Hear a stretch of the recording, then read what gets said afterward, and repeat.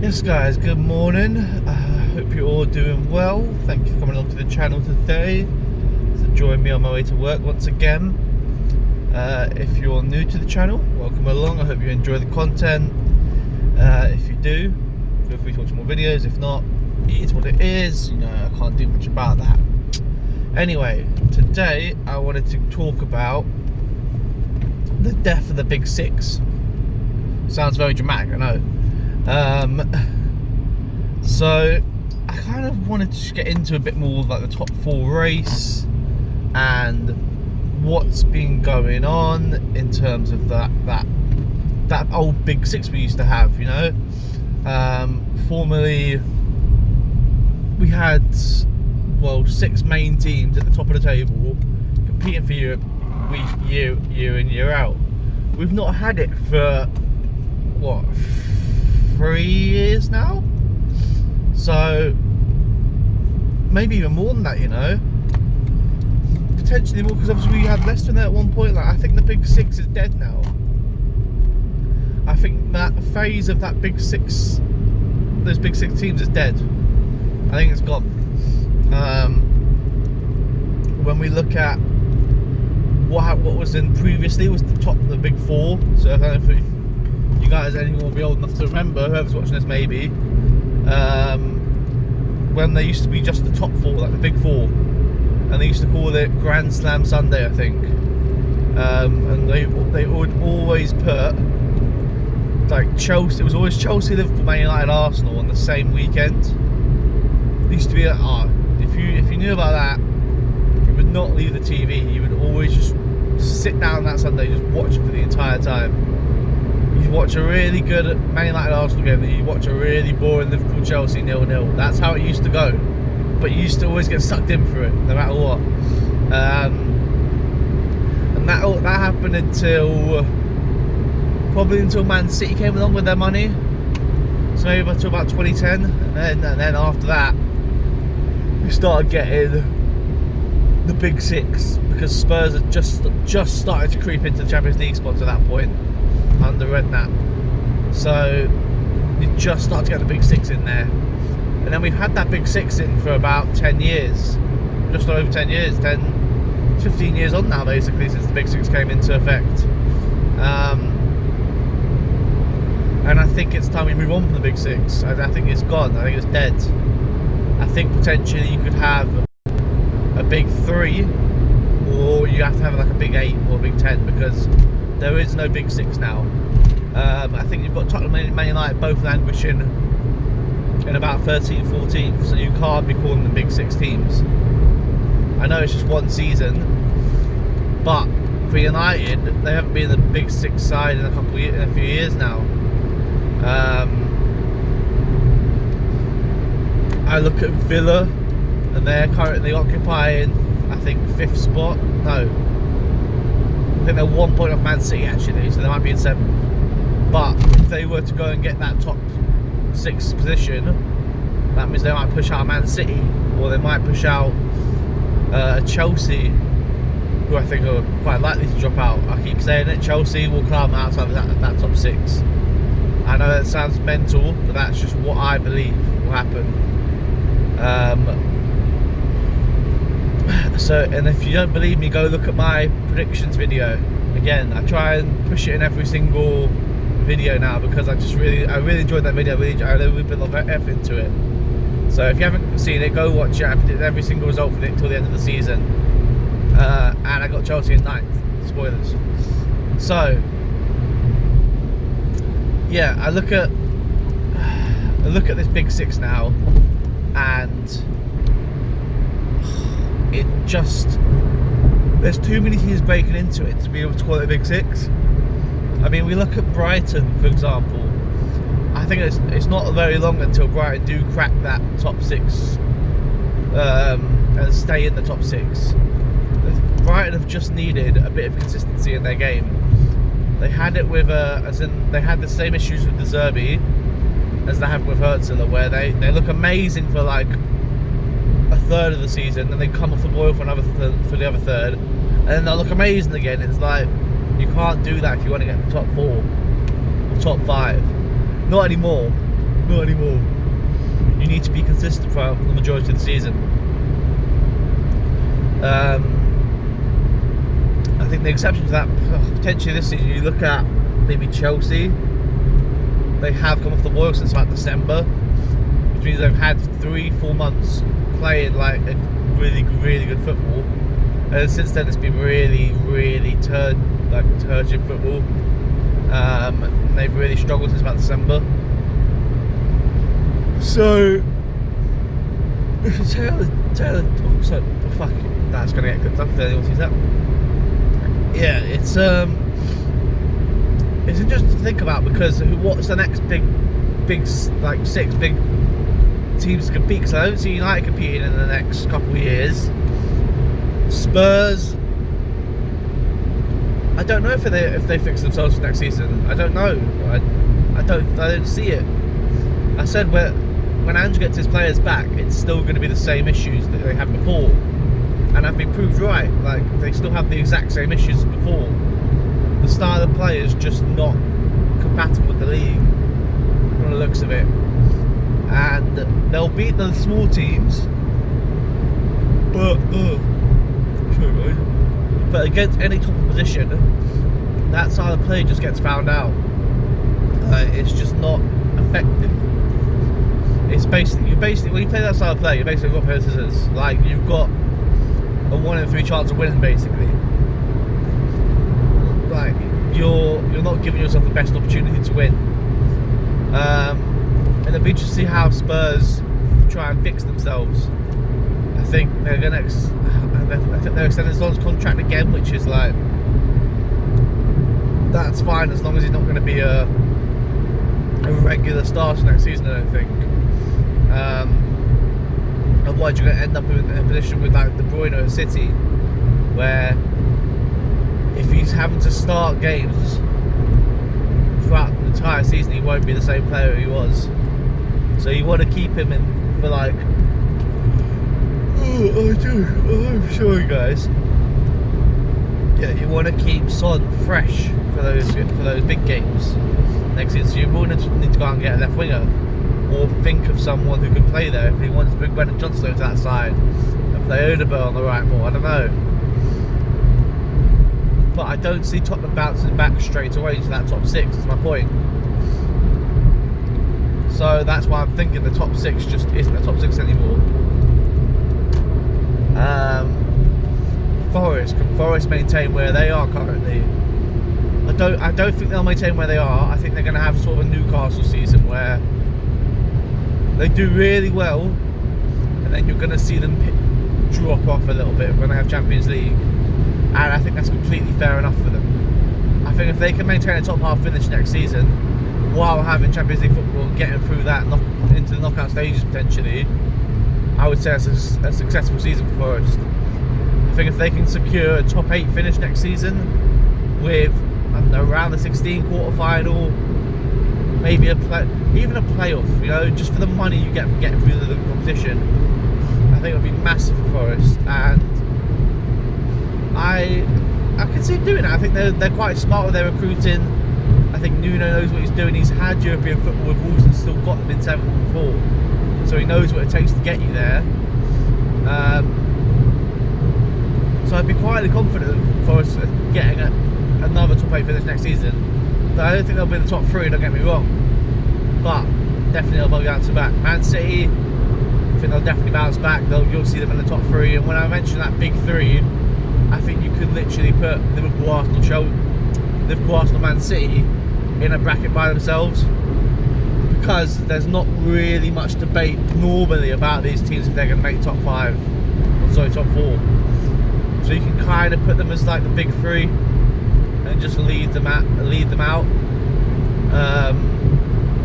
Because normally I would say you've then got the bracket of like 8 teams next who are all competing. Well, at least this season.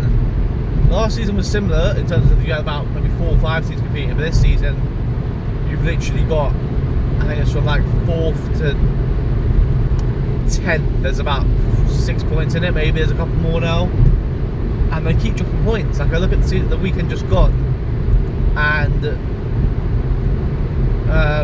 the entire top 5 drop points. Like, Newcastle obviously have benefited from this massively now, and I think that's a new club that you've got to look at and go, well, they're going to be around for a while. I don't see Newcastle going away anytime soon. I don't think they should. I think they've actually been it's been a bit of a refreshing thing to have a new team come through, and this obviously they haven't been able to spend a ton of money. So in a way, you could say, oh, you said it costs 50 or 70 mil, but they haven't gone and spent a ton of money. You know, they haven't gone and splashed the 100 million transfer window like Chelsea. They've signed smartly, and they've signed it slowly as well. I mean, look at the defence. How much did they sign that defence? I think Lewis Hall was what, 30 mil maybe. Livramento obviously come from Southampton. He wasn't that expensive. Burn got on the cheap. Shaw they got for like 2.5 mil years ago. Botman they didn't pay an arm and a leg for. So like they haven't been stupid with their money. I think they've been rather sensible with it actually.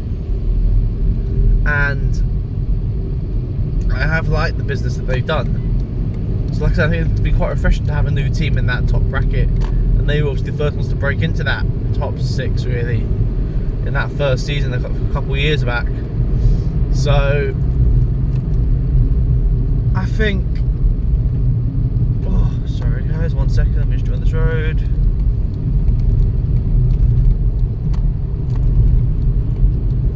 There we go. Yeah, I think they're going to be around for a while. I think you're going to see them kick on now as well. I think that Carabao Cup is going to light a fire inside of that team, and they're going to kick on. I expect to come in the top 5 this season, top 4. I've actually got the 4th in my thing, but I expect to come in the top 5 as a minimum. I expect to keep hold of ESAT this summer. I think because they'll have Champions League football, he has no reason to leave, even for a bigger team, because I think he must enjoy being there, surely. Like, he's the main man. I know if he goes to Liverpool, he'll still technically be like a main man, but he's absolutely adored up there. And there's no reason he can't succeed more while he's there. So, I think the next stage for that team is to try and compete in a title race. How far away from Newcastle from that? Couple of years, I'd say, maybe. I don't think they're a mile away from it, I'm not gonna lie. Like, I think they are closer to competing in the title race than, say, a Chelsea are. I think they're closer than Chelsea. I think they're closer than, they're definitely closer than Villa, they're definitely closer than United, definitely closer than Spurs. I think they are closer than Chelsea to competing for a title. I think they're my 4th team basically in the line. Now, can they actually win a title? It's a different story. Right, I will be back in a second, guys. I need to stop for some petrol, so give me a moment. Yes, I am back, fresh from the car with some petrol, full tank, lovely jubbly. What was I getting on to? Yes, Newcastle are my favourites to basically compete for the title outside of the current big 3 sides who compete for titles. There's a chance that Newcastle could win a title before Arsenal do, which would be quite sad, I think, for me as an Arsenal fan. But if they keep hold of their players, if they can add, I would say, a right winger,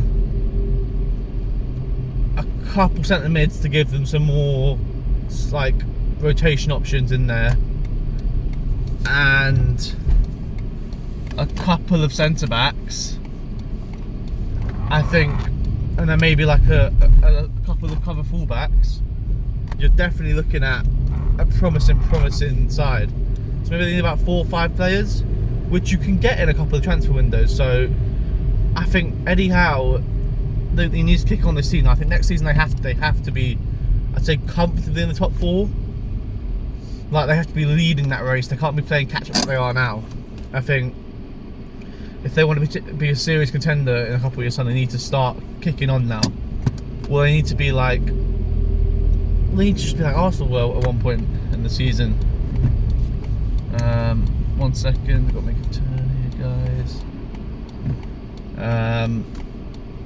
Yeah, 1 sec. Let me just focus here. Yeah, so I do think they're equipped for it. I think their squad's at a good age where they're all around between 23 and 25, their best players. Isak's 25, I think Gordon's got to be about 23 now. Obviously Tino's still young, Lewis Hall's still young, but these guys are going to start progressing fast now. Especially playing Champions League football, they're going to learn fast and progress even faster. So I said, don't be surprised if you do see them compete for a title at some point. People were trying to throw them in it last year. Oh no, sorry, 2 years ago when they were flying. But I don't be surprised. I think it's an outside shout in a couple of years' time for them to compete in the title. I don't necessarily think they'll win it, but I think for their own sake, to be able to compete in a title is massive. And it'll be the first time they've done that in years. So I don't see a reason why they can't do it with the age profile of their squad. And they've got a top class manager, and they've won a trophy now, so they're going to want more. The only risk that they have is that potentially they might end up selling a player. But if they can entice them and be like, look, we're planning to compete for a title in a couple of years' time.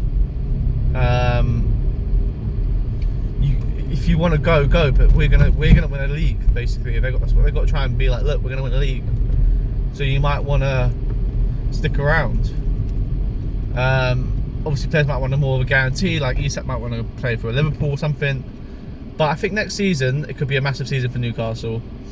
And I'm really intrigued to see how they act in the transfer window, how big they go, because they've got money now. They've passed PSR. I would love to see Newcastle go out and get some big names. Not even big names, but just go out and be really smart in the transfer window. Go and get Mbeumo out of Brentford for your right wing. You know, don't play games with it. Just go and get the best that you can get, basically. I'd love to see it. I think goalkeeper, I've been seeing a lot of James Trafford. I'd say just stop messing around. He's good. He's a very good goalkeeper, don't get me wrong. But is he the best in class that's available? I don't know. Jan Oblak's apparently might be. I think Jan Oblak maybe not actually, because he's not the right age profile for Newcastle. But let's look at Aaron Ramsdale. He's a better goalkeeper than James Trafford in my opinion, and he's going to want to move. And he's been good for Southampton while they've gone down, which is weird to say for a keeper. But go and get him. You know, he's going to be available and cheap. He's definitely got a relegation clause somewhere in his contract. He's not stupid. If he hasn't done that, then his agent's awful. But yeah, I think there's definitely a world in which Newcastle go and buy smart this summer and they compete in the top four for the entirety of the season. They don't find themselves in 10th at some point like they did this season. So, and I hope they do. I really enjoy actually seeing Newcastle compete up there. I think it's really good to have another team spicing it up. I know Arsenal are meant to have this little rivalry going with Newcastle. It's just because they're our bogey team. It's as simple as that. That's the only reason the rivalry's come, is because we just can't beat them. Like, it's so frustrating, but we literally just can't beat them. But hey, I respect them. I respect them for being that good. Anyway, enough on Newcastle. This video is meant to be about the top six and how it's dying basically, and how it's a good thing for the league that it is dying. The money can start getting spread around more throughout the entire league, and that's probably what has caused this death of the big six in a way, because the amount of money swashing around in the Premier League is incredible now. And also a season in Europe for a team that manages to break through even for one season can be absolutely massive for them. I look at Forest this season. If they get to Champions League football, the amount of money it generates for them, like it's like 50 mil just for playing in the group stages. So it's huge. It's a huge deal for these guys, and it gives them so much more ability to maintain those levels. One season gets you so much. there's other ways that other teams are trying to break into. So look at like Brighton, obviously developing their own talent, selling them for big money to the big boys, and then reinvest that money really smartly. So selling, Cucurella for 60 mil, Caicedo for 120 mil, Basuma for like 35. I'm trying to think what else they've gone and sold, but they've sold like really smartly and replaced them really sensibly. So look at that Rutte for 40 mil. Anyone could have gone out and got Rutte. He wasn't a secret in the Championship, but they had the bollocks to basically go, yeah, no, we're going to do that. And so they brought him in. They brought in Minter for 35 mil, which I don't know if maybe people didn't know about Minter, but he was killing it in the Dutch league, and he looked really promising. So obviously they've just taken a bullet. Brighton have been really smart with their transfers, and they've replaced players like seamlessly. I think the one maybe they've struggled to replace is maybe Alexis McAllister, because he's such a unique sort of player. You know, a little diminutive 8/6 player. There aren't that many around. I think they've replaced Caicedo pretty seamlessly with Baliba, but yeah, that McAllister replacement is proving a bit of a challenge, I think, for them. I think if you had McAllister in this side for Brighton, I think we would be in the top 5. But yeah, I think it's fascinating who's actually going to be a regular in the top 5, top 6 now, and I can't wait to see how this progresses.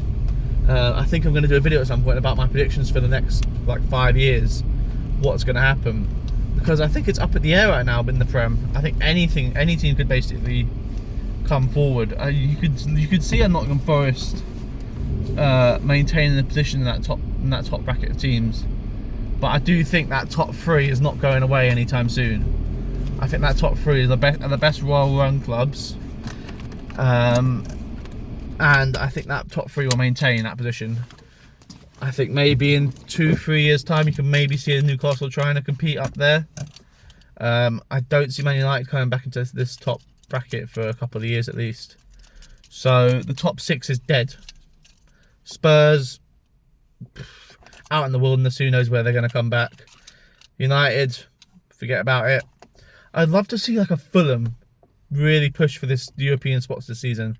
I think in my predictions, I don't think they'll be consistent enough, just because I look at the history of what happens with Fulham normally in this time of year, and they do normally go into a bit of a lull because they're like safe from relegation. They're not going for much, so they kind of just dip. But I would love to see them kick on. I would love to see Fulham kick on and get a European spot again. I think it's been over. I think they competed in Europe maybe in 2011 or something like that, 2010. So it's been a good few years, and it'd be great to see a new team in Europe. I think that's what I really enjoy, seeing these new teams getting a chance in Europe and taking it, because it means more to these teams. I'm not going to lie to you, it does. It just feels like the fans enjoy it so much more than other fans. And it also makes you realise how big Europe. When we obviously didn't have Champions League for 8 years, 7 years, 8 years, it made it feel so much bigger when we did get it. And like now, when we have like Real Madrid tonight, it feels absolutely huge for our club. But then I look at how he's treated them in the past, and I'll be like, oh, for God's sake, we got Barcelona around 16, we got my Bayern Munich again. It's like, no, you should actually really like enjoy playing these teams. You should relish these opportunities. But at the start, you just want to, when you're in it regularly, you just want to win it. And obviously, every team wants to win it, but you know what I mean. That's like, it makes you enjoy the competition less. It's like with the Premier League now. Let's say the first season or two, the first 2 seasons of competing for it, I was like really like, oh, this is amazing. Like we're competing, we're gonna win it. This season I was like, oh, it just doesn't. It's just so frustrating coming second. When the past coming second's been like, oh, okay, that's all right. Now because the standards have changed, it's like, oh, all right, fine. We'll take second on the chin and go. Yeah. I think that's all I have time for today, guys, because I am at work now, so I need to head off. But I might continue this video at some point. Maybe I'll finish it off in the afternoon. Yeah. Let me know what your guys' thoughts are about the death of the Big Six. Let me know some of your predictions for the future. Obviously, I'm looking at Newcastle's potential title contenders in a couple of years' time. But yeah, let me know what you guys think, and I will catch you all in the next one. Peace.